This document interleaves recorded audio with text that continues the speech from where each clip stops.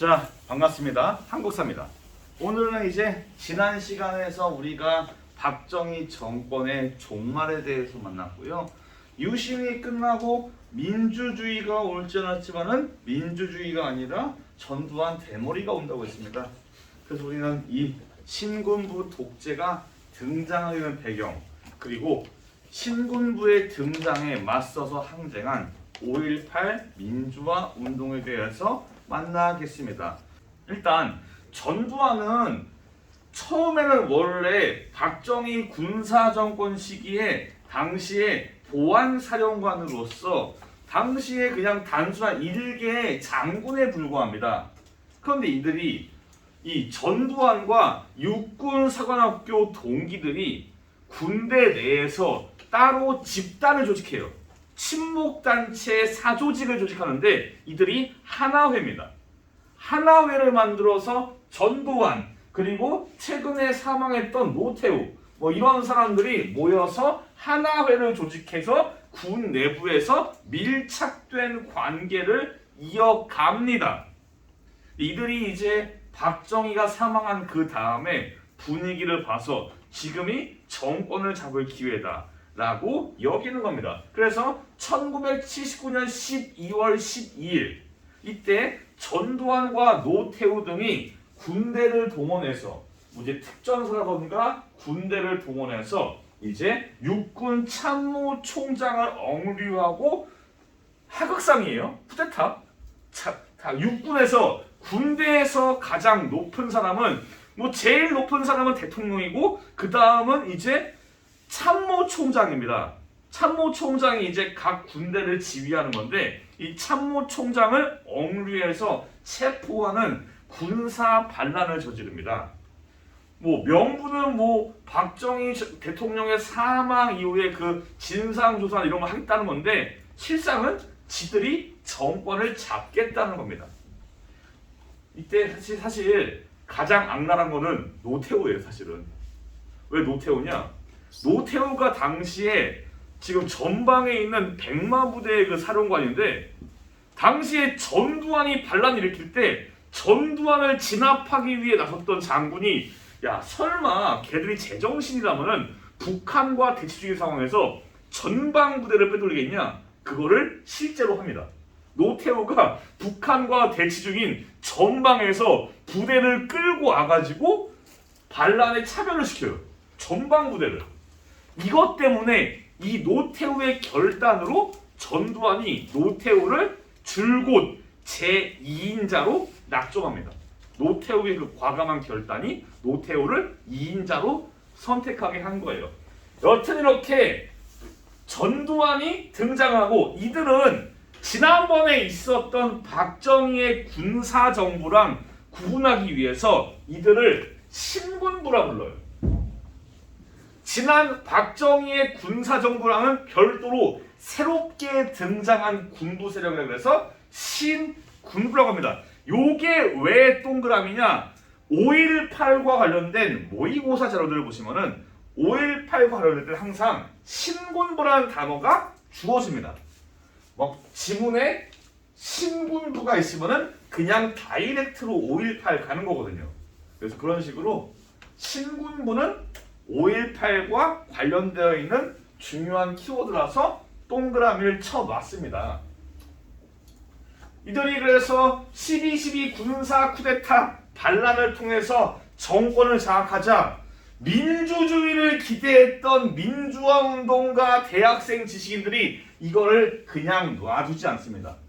이 전두환의 등장에 분노한 사람들이 10만 명 이상이 서울역 광장에 모여서 비상계엄의 철폐, 언론의 자유, 민주주의를 요구하는 집회를 벌입니다. 이거를 이 서울역 집회, 이때 당시에 너무 많은 사람들이 몰리니까 내부에서 의견들이 갈려요. 이렇게 된 거 청와대로 가자. 아니다. 여기에서 멈추고 이만하면 됐다. 우리가 더 이상 집회하는 거는 이 전두환 이슈새끼들이 얘네들이 군대를 끌고 와서 개입을 할 그런 명분을 주는 게 아니겠느냐. 내부에서 논쟁들이 많아요. 이 논쟁의 결과 청와대로 가지 않고 그냥 여기에서 야 이만하면 됐다. 이만하면은 신군부 전두환 놈도 정신을 차리고 아 이제 민주주의 해야겠다 라고 생각했겠지. 라는 생각에 이들이 회군을 해요.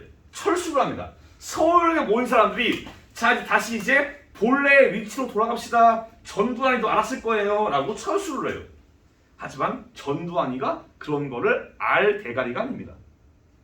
이걸 서울역 회군이라고 그래요. 서울역에 모인 사람들이 빠이빠이 흩어지자마자 전두환은 잽싸게 비상계엄을 확대합니다.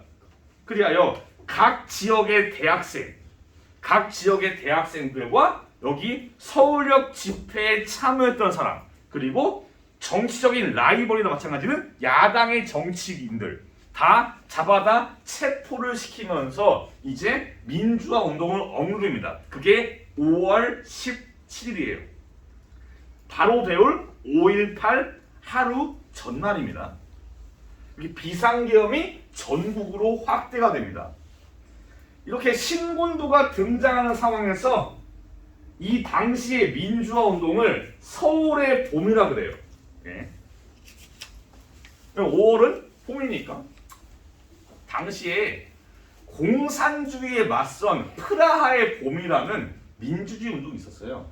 이거에 대해서 우리도 서울의 봄이라고 대입을 시켜가지고 얘기를 했습니다. 이제 본격적으로 5.18 민주화 운동에 대해서 만나볼까 합니다. 좀 자세하게 했어요. 어차피 우리가 253페이지에 연표가 교과서에 있거든요. 그래서 252페이지의 교과서 텍스트보다 좀 더 자세한 구성을 PPT로 담아봤습니다.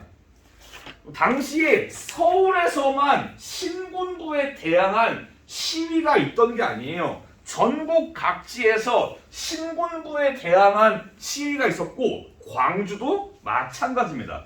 5월 16일에 사람들이 횃불을 들고 금남로 그 번화가에서 횃불을 들고 시위를 하는 횃불 시위가 벌어지기도 하고 즉 비상계엄 전에 이미 광주에서 민주화 운동이 전개가 됐었는데 5월 17일에 비상계엄이 확대가 되면서 시위에 대한 경찰과 계엄군의 접근 방식이 달라집니다. 이전까지는 5월 16일까지는 과잉 진압은 없었어요. 약간 좀 대치 상황이었고 여기에서 무슨 뭐 두드려 팬다던가 총으로 쏘다던가 칼로 찌른다던가 이런 거는 여기까지는 없는 상황인데 비상계엄이 확대가 되면서 계엄군이 등장을 하고 그러면서 상황이 달라지기 시작합니다. 오타입니다. 전당대가 아니라 전남대죠. 예. 그 5월 18일에 당시에 전남대학교 학생들이 등교를 하려는데 학교를 폐쇄한 계엄군과 대치를 합니다. 그래서 전남대학교 교정 안에서 계엄군은 대치 중이고 학생들은 돌을 던지는 이런 시위의 양상이 5월 18일에 발생을 하고 이들이 계엄군에 쫓기면서 이제 광주 시내로 들어갑니다. 계엄군에 쫓기는 이제 학생들이 광주 시내에서 경찰과 대치를 하는 상황이 5월 18일의 상황이에요. 이 당시에 계엄군이 뭐 곤봉이라던가 개머리판 이런 거를 동원해서 이제 막 진압을 하기 시작하면서 과잉 진압으로 유혈 사태가 벌어지면서 사태가 급변을 합니다. 이 계엄군의 과잉 진압에 분노한 시민들이 너도 나도 할 것 없이 몰려들면서 시위의 규모가 대규모로 확대가 돼요.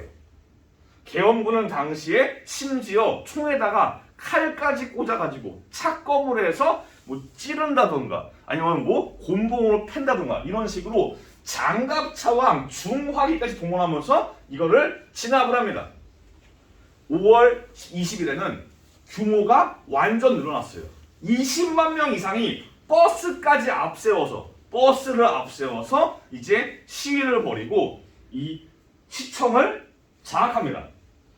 대규모의 인파가 모여서 진입하는 상황에서 계엄군들이 시청을 시민들에게 내줄 수밖에 없는 상황입니다. 이 계엄군은 이 광주 지역을 완전히 봉쇄해버려요.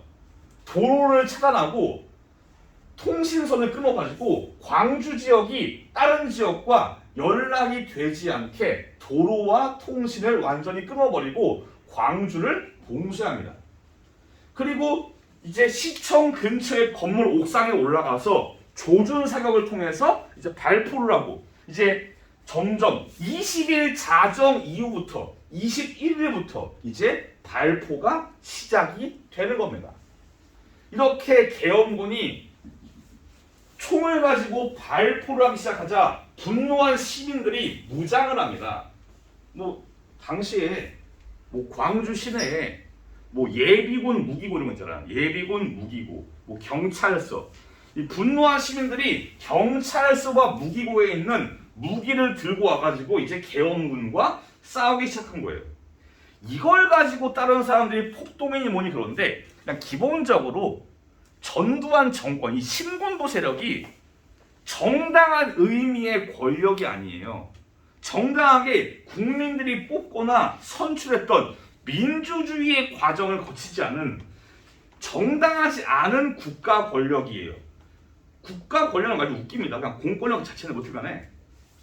이 정당하지 않은 국가 권력이 시민들을 향해서 학살을 하는데 시민들이 이에 대해서 저항할 권리도 민주주의에는 포함되어 있어요. 저항권.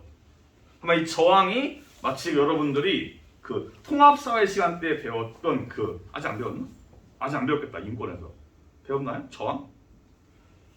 간디의 소금 행진 배웠어요? 그런 것처럼 불폭력 그렇게 폭력을 사용하지 않는 저항일 수도 있겠지만은 이렇게 폭력을 사용한 저항도 가능한 겁니다. 상대방이 불공정한 정당하지 않은 국가 권력이 우리에 대해서 이제 총격을 가하고 그럴 때는 말이죠. 여튼 그래서 이제 근처에 있는 자동차 거기 공장에서 장갑차를 꺼내오고 이제 그러면서 무장을 하기 시작합니다. 무장을 해요. 당시에 일반 사람들도 우리나라의 특징은 다들 예비역이에요. 성인들이. 뭔 소리냐면은 가양역 사거리에서 사람들을 모아. 한 30명 모아요. 이 중에서 탱크 볼 수 있는 사람 누군가 손을 들어요. 이 중에서 기관총 써보신 분 누군가 손을 들어요. 다 모든 사람이 군대 예비였기 때문에 모든 사람이 다 군대의 장비를 누군가는 쓸 수 있어요. 당시에 광주 지역의 시민군들이 무기고를 털어서 무장을 할 때 이 무기를 쓸 수 있는 기술들이 다 충분히 존재했습니다. 여튼 시민군이 조직해서 계엄군과 전투를 벌이고 계엄군은 이에 밀려서 광주 밖으로 철수를 합니다. 이제 시민군이 광주 지역을 계엄군한테서 탈환을 한 겁니다. 당시에 계엄군은 이런 발표를 해요. 당시에 5월 달에 서울역 집회를 벌였던 그 대학생들과 혹은 깡패들이 광주로 내려가서 이제 선동을 해서 광주를 점거했다. 이런 식으로 광주 지역을 선동을 합니다. 이런 것 때문에 당시에 광주 밖에 있는 사람들은 광주 지역의 상황을 잘 모릅니다. 광주 지역에 이런 일이 있는 거를 잘 몰라요. 정부가 통신을 끊고서 자기들이 왜곡된 발표를 했기 때문입니다. 이렇게 해서 시민군들이 계엄군을 몰아냈습니다. 하지만 이들은 사태를 평화적으로 해결하기 위해서 분노를 가라앉힙니다. 이 전두환 세발낙지들에 대한 이런 분노를 가라앉혀가지고 무기를 자진해서 회수를 하고 그리고 정부에게 우리 평화적으로 협상을 합시다. 이 사태를 피로 해결하지 말고 대화를 통해서 해결합시다. 평화협상을 제안을 해요. 이거에 대해서 당시에 신군부는 이거를 완전히 무시해버립니다. 이 시민군은 이 신군부한테는 얘들이 대화 대상이 아니라 진압 대상인 거예요. 어떻게 보면 본보기입니다. 이제 민주화 운동을 하면은 이렇게 된다를 보여줄 수 있는 본보기로서 광주를 삼았을지도 모르겠습니다. 그래서 이제 5월 26일 아까 봤던 영상의 마지막 그 빌딩의 그 노란색 그 자국이 헬기에서 사격한 총알 자국이에요. 당시에 이제 5월 26일에 탱크와 헬기 같은 중화기를 앞세운 계엄군대가 무려 2만 5천 명 이상의 대규모의 전투부대를 투입시킵니다. 그래서 광주 지역에 있는 시민군대를 공격을 해요. 시민군은 최후까지 항전했지만은 마지막에 전남도청에서 이제 시민군과 계엄군이 싸우고 결국 시민군대가 전남도청에서 죽거나 체포되면서 이 시민군의 저항은 끝이 납니다. 5.18은 사실 내용 자체는 간단해요. 신군부에 대해서 저항을 했고 계엄군이 무력을 통해서 과잉 진압하자 분노한 사람들이 시민군대를 조직해서 싸웠다. 시민군대는 평화를 얘기했지만은 신군부는 이를 무력으로 진압해서 광주가 끝났다. 이게 간단한 흐름이에요. 사건의 자체는 어렵지 않아요. 제가 여기에서 시간을 할애하고 싶은 거는 아까 그 영상처럼 현재 우리나라에서 5.18에 대한 왜곡은 계속 이루어지고 있어요. 아마 지금 이 중에서도 이 영상을 보고 있거나 지금 제 수업을 듣고 있는 사람들 중에서도 5.18에 대한 왜곡을 듣고서 그럴 수 있겠다라고 생각하는 사람들이 있을지도 몰라요. 뭐 아까 봤던 그 유튜버도 제법 인기가 많은 유튜버고 남자들 사이에서 그런 사이이기 때문에 그렇기 때문에 일단은 어느 정도 설명을 드릴까 합니다. 5.18 민주화운동에 대한 왜곡들이 어떻게 이루어지고 있는가. 일단은 가장 많은 거는 최근에 폭동설이에요. 5.18은 이제 정부를 향해서 총을 들고 일어난 폭동이다 이러면서 5.18의 그거를 폭동으로 폄하하는 그런 겁니다. 여기에서 가장 큰 문제는 과연 신군부 세력이 정당한가예요. 실제로 대법원에서 전두환과 노태우를 재판을 해서 사형과 무기징역을 때릴 때 그 재판에서 대법원 판결에서 5.18 당시의 내란 행위자는 폭동을 일으킨 거는 광주 시민이 아니라 시민군대가 아니라 바로 그 진압군대라고. 계엄군과 전두환, 노태우 이 녀석들이 인마들이 폭동을 일으킨 거지 시민군이 폭동을 일으킨 게 아니라고 얘기하고 있어요. 그래서 제가 학습지에 굳이 제가 대법원 판결을 넣어놨습니다. 실제로 5.18 내란 행위라는 것은 당시에 광주의 시민들을 의미하는 게 아니라 누구를 의미하냐? 전두환 같은 신군부 세력을 얘기를 해요. 아까 말했잖아요. 신군부가 이 전 세발낙지가 과연 정당한 권력자인가? 반란을 일으켜서 나라의 정권을 찬탈한 그런 세력들이 우리 시민을 향해서 총을 쏘는 상황인데 이게 과연 정당한가? 라는 겁니다. 아까 잠깐 봤던 사람 중에서 북한 개입설, 북한에서 내려와서 북한에서 소수의 무장 공비나 특수부대를 내려보내서 광주에서의 그런 민주화 운동을 조동했다. 라는 말도 안 되는 개소리를 사람도 있어요. 기본적으로 당시에 CIA 기밀 문서랑 덩샤오핑과 김일성이 만났을 때 김일성이 이런 얘기를 해요. 우리가 미국 때문에 광주에 개입을 못했다. 라고 김일성이 얘기를 해요. 이 말은 뭐냐? 북한은 개입하지 않았다는 것을 김일성의 입에서 나타내고 있는 겁니다. 또한 당시의 광주에서 현수막 중에 하나가 북괴는 오판말라 이런 게 있어요. 뭐냐면은 우리 광주의 민주화 운동을 북한이 이용해서 남침을 하거나 그러지 말라라고 북한한테 경고를 한 겁니다. 그래서 현수막을 볼 때 북한 개입설은 개소리구나 라고 알 수가 있는 겁니다. 요게 너무 개소리니까 최근에 트렌드가 여기에서 일로가 바뀌고 있어요. 최근 트렌드가. 원래 이게 대세였거든요.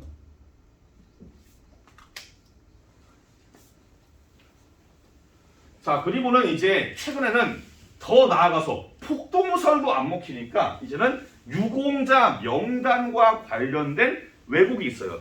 아까 잠깐 유튜브에 언급했었어요. 당시에 무슨 뭐 명단을 제공하라고, 명단을 까라고. 문제는 유공자 명단은 개인정보거든요. 유공자 명단 중에서 정보를 제공하는, 명단을 제공하는 거는 참전용사와 독립유공자밖에 없어요. 이 외에 무슨 뭐 베트남 그 외에 뭐 다른 무슨 뭐 상위용사 뭐 이런 사람들은 참전 유공자 외의 유공자는 공개가 되지 않아요. 기본적으로 보훈처에서 이 두 가지 명단만 공개가 되고 나머지의 보훈자들은 제공이 안 되는데 왜 굳이 5.18만 계속 딴지를 걸면서 명단을 제공하나 그러는지는 모르겠고 사실 명단이 존재해요. 5.18 기념공원에 기념탑 뒤에 제공이 돼 있습니다. 당시에 정부가 파악한 5.18 유공자 명단들이 다 있어요. 거기 가면 알 수 있거든. 근데 안 가는 겁니다, 사실은. 게다가 당시 이런 말을 해요. 야, 도대체 광주에 가보지도 않는 이해찬이라던가 김대중이 여기 왜 있냐라고 하는데 당시에 전두환 이 세 발의 낙지는 이 5.18 민주화운동을 뭐랑 연결하냐? 김대중과 엮여요. 이 김대중을 제거하기 위해서 김대중이 내란 음모를 조작했다고 김대중한테 사형을 선고합니다. 관련해가지고. 물론 이거는 미국의 연락 한 방으로 사형이 캔슬됩니다. 근데 여튼간에 김대중과 등등 몇몇 정치인들을 이 민주화 운동과 엮어가지고 내란으로 조작을 했어요. 그래서 광주랑 상관없는 사람도 연결이 되어가지고 유공자 명단에 존재를 합니다. 그걸 몰라요, 사람들이. 당시에 이 5.18 운동은 지금까지도 피해자랑 가해자가 살아 있습니다. 지금까지도 전두환 안 죽고 있잖아요. 되게 오래 살아. 안 죽을 것 같아요. 욕을 하도 먹어가지고 불사신도 아니고 그 양반은 너무 그래요. 게다가 지금 전두환 부하도 살아 있어요. 계속. 당시에 그 민주화 운동을 진압했던 계엄군의 사령관, 공수부대 사령관 다 살아 있습니다 지금. 그런 상황에서 굳이 무슨 트라우마를 심어줄 거예요 이런 걸로. 유공자 명단은 뭐 자랑스럽게 떠들고 다니는 그런 것도 있지만은 아닌 것도 있어요. 참전 용사들도 그 지난 과거의 기억들을 굳이 꺼내고 싶지 않을 때도 있어요. 우리 아파트 2층에도 사시거든요. 참전 용사분이. 그분이 물론 모자나 이런 데에다 베테랑을 쓰긴 하지만은 그분이 자기의 전쟁에서 참혹한 기억들을 꺼내고 싶어 하겠냐고. 기본적으로. 이 시기에 이 사람들이 자기가 계엄군한테 맞고 다치고 그런 끔찍한 기억들을 꺼내고 싶겠냐고 쉽게. 유공자 명단의 공개를 얻는 게 별로 없는데 굳이 꺼내서 얻을 이유가 없고 이것 때문에 당시에 법원에서 판결을 내릴 때 유공자 명단 공개를 거부했어요. 개인정보를 공개해서 얻는 게 없다. 이런 식으로. 그래서 지금 5.18 관련해서 왜곡이 넘쳐나는데 지금 뭐 사실 뭐 특정 뭐 세력들에 의해서 이게 조직적으로 왜곡되고 있는 상황입니다.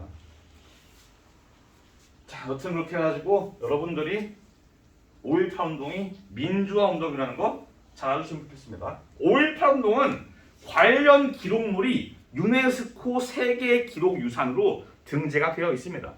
유네스코가 헐렁한 핫바지도 아니고 모든 걸 다 감안해서 이게 숭고한 민주화 운동이다 라고 생각해서 그거를 넣었겠죠. 다음 이제 256쪽 볼게요. 이제 5.18 운동을 진압한 다음에 그 다음에 이제 전두환이 정권을 완전하게 장악하고 대통령에 오르는 그 상황들을 볼게요. 많이 복잡하거든요. 정말 많이 복잡해요. 일단 물 좀 마시고 갈게요.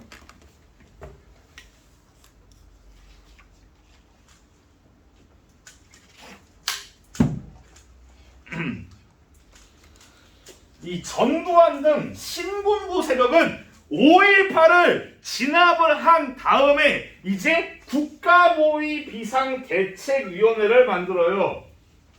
저거랑 가장 유사한 역할을 하던 기관이 우리가 이전에 배웠던 국가재건 최고회의입니다. 3권을 장악한 약간 좀 이상한 의미의 단체 집단인 거예요. 조직인 겁니다. 그래서 뭐 국가재건 최고회의, 통일주체국민회의, 국가보위 비상대책위원회 이렇게 비슷한 언어에 비슷한 의미, 비슷한 역할이 겁나 많습니다. 이번 파트에서 헷갈리지 마세요. 그래서 국가보위 비상대책위원회를 구성해가지고 이 국가보위 비상대책위원회가 어떤 걸 했냐? 일단 모든 정당의 활동을 금지시켜요.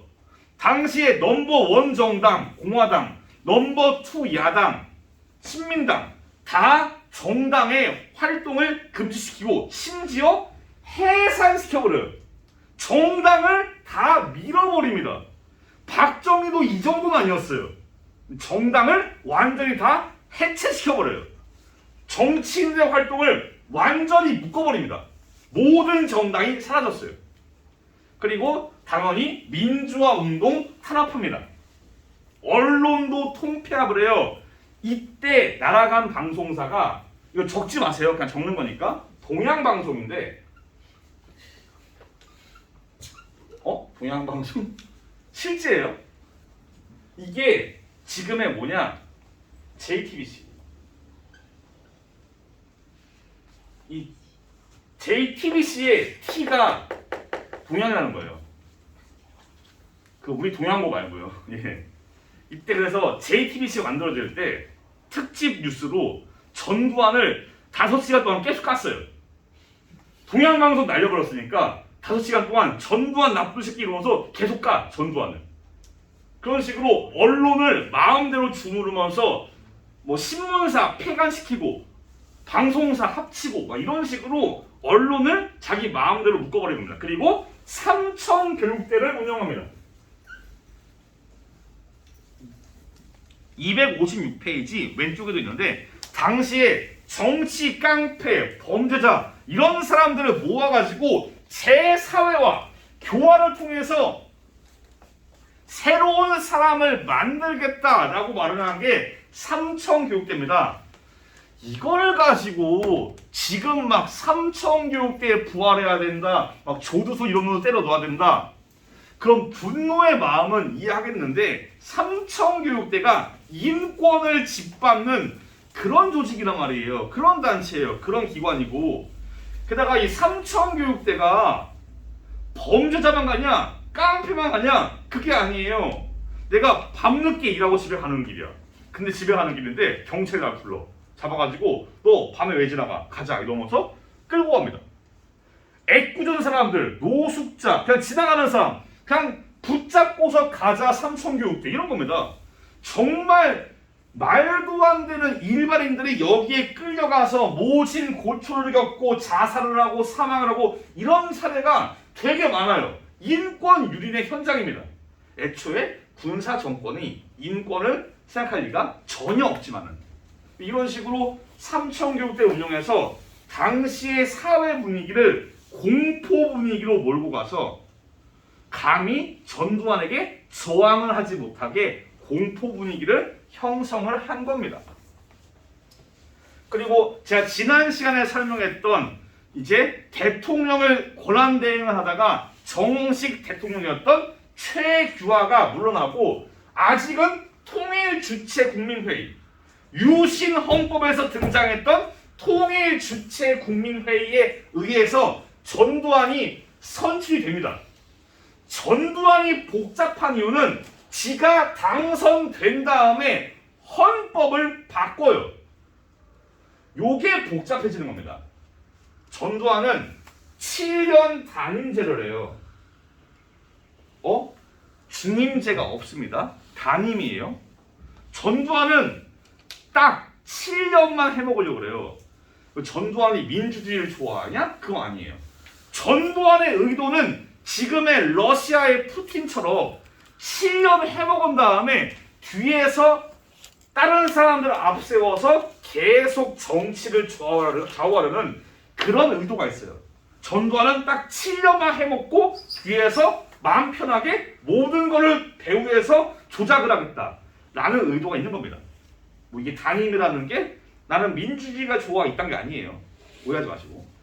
대통령은 간선제입니다. 여기에서 또 헷갈리는 거. 대통령 어디서 뽑냐? 별도의 선거인단이 뽑아요. 유신 때는 통일 주체 국민회의. 여기서는 별도의 선거인단. 헷갈리는 이유예요. 지금 대통령 간선제의 방식이 그때 달라요. 어떤 때는 국회에서 뽑았어요. 어느 때는 통일 주체 국민회의에서 뽑았어요. 또 어느 때는 대통령 선거인단이에요.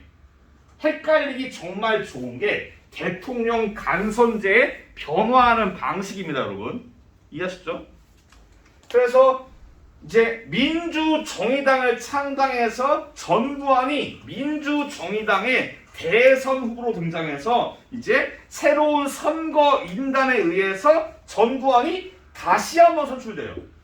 복잡합니다. 전두환은 선출을 2번을 겪어요.